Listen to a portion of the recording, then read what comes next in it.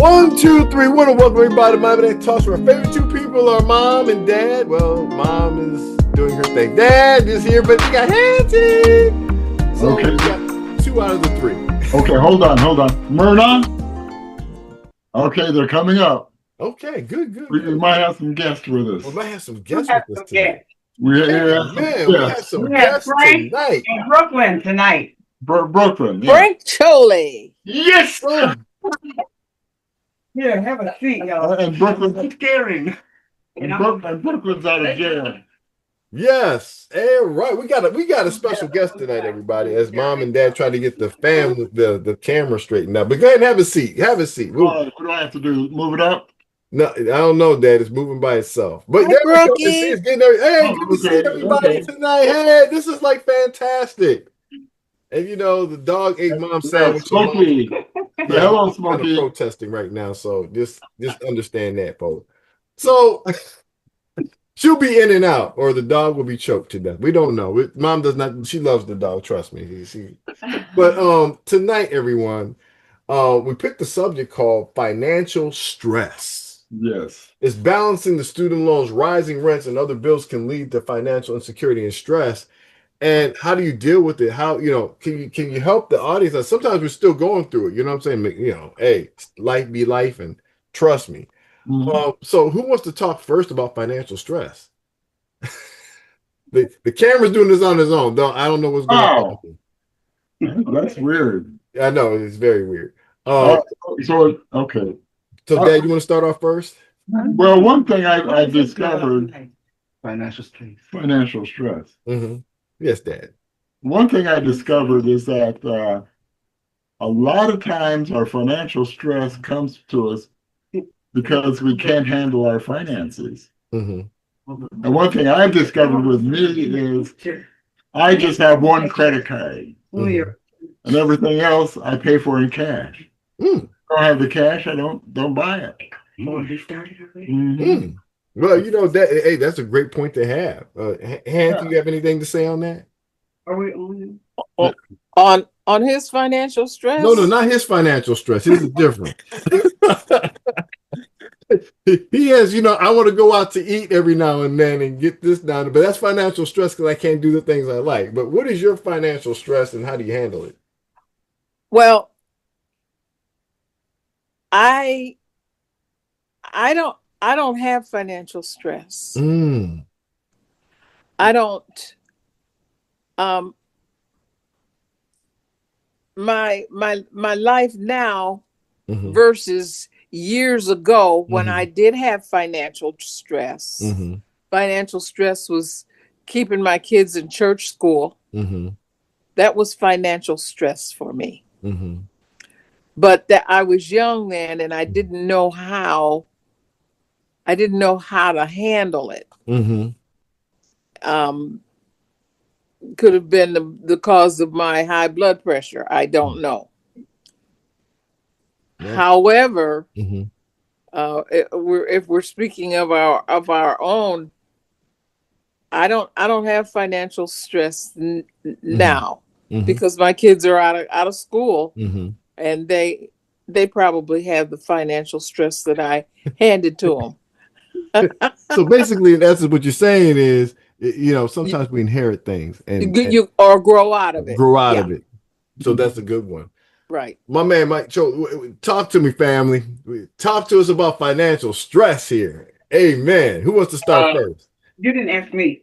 Oh, sorry, Mom. Let's hit you up, Mom. We're going to start with you, Mom. Financial stress. Talk to us, Mom. Yeah.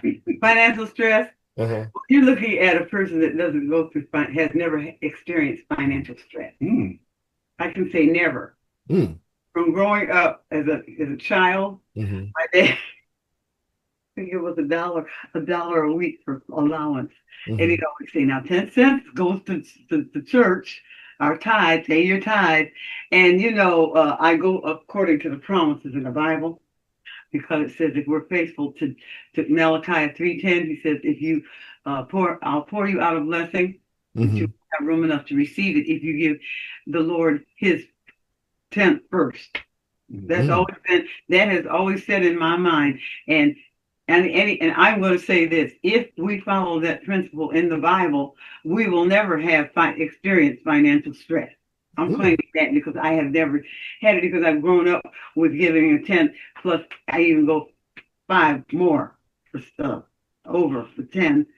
He says tithes and offerings. So when we are faithful in that, He will bless us abundantly. And when I say abundantly, in health also, because when I worked for the state of Michigan, Secretary of State, I worked there for 34 calendar years, and they pay you for half of your sick leave when you retire. And when I retired, they only pay you for half of your sick leave, and I had 832 hours of sick leave when I retired. So I'm saying that not only if you give the Lord what is His, He will pour you out a blessing that won't have room enough to receive it. So I can say I never experienced financial stress. All right. The Cholies. Who wants to go first? He can speak for both of us. Okay, all right. She's calling her husband out. Go ahead, man. Talk to us, bro. Cashful. No, for me, I think that's an area I still have to learn. Like Uncle Delbert said, I try not to have like I don't have the credit card date. In as much as I've been tempted to get one and use. A couple of times my wife is on and said, no, you don't need it.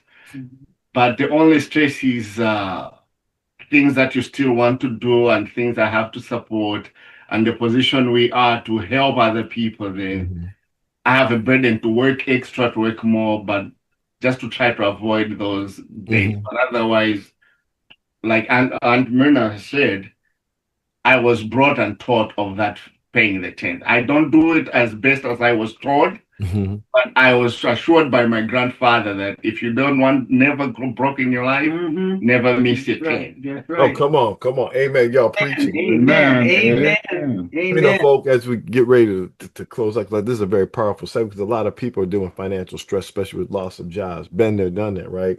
Saving money, right?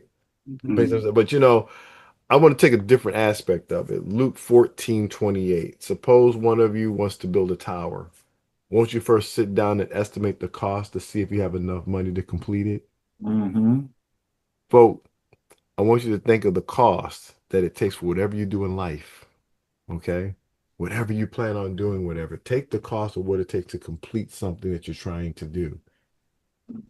It may teach you how to save, may teach you how to put stuff, you know what I'm saying? It may say, oh, is this going to cost me on my rest of my life? Because sometimes we get into stuff that we really need to get on our knees and pray. And let me just encourage somebody tonight. God will always answer if you're sincere to make sure you make the change. That's right. So, folk, when you commit to the change, God's going to commit to you. And sometimes it's going to get rocky. Sometimes you're going to feel that. Sometimes you want to go back to old habits. Let me tell you, don't go there. Trust God. I've been there. I'm talking from experience, okay? So I just want to encourage people tonight. And I want to thank everybody. I want to thank everybody for coming. We got guests tonight. How many times we have guests? We always love our guests and stuff like that. But I want to encourage everybody. You know what? Cast your cares upon Him.